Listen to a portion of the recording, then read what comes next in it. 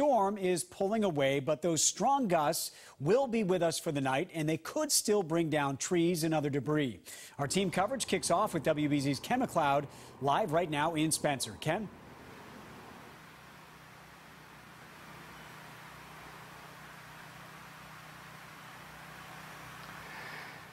This storm delivered very little rain here in central Massachusetts, but all sorts of wind. Check out this big pine tree, uprooted, then knocked into the trees behind it, which wound up falling like bowling pins and barely missing the house next door.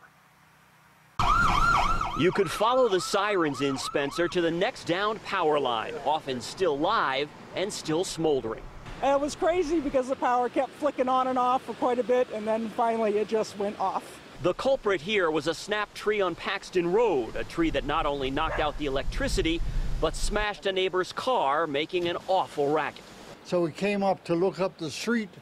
Lo and behold. But there was barely time to douse the flames here before National Grid moved in to shut down the current, while police and fire radios crackled with more of the same.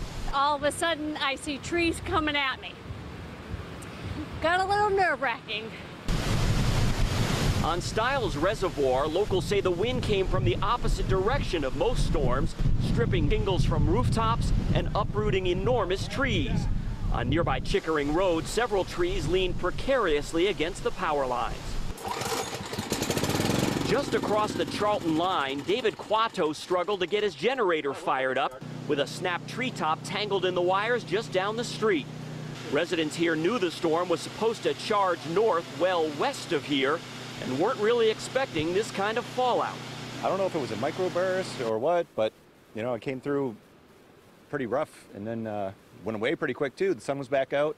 Back in Spencer, the calls came back to back for hours, and it was pretty clear that Isaias might have technically been a miss for Massachusetts, but it will almost certainly grab a spot in most folks' memory. I've never seen it like this before.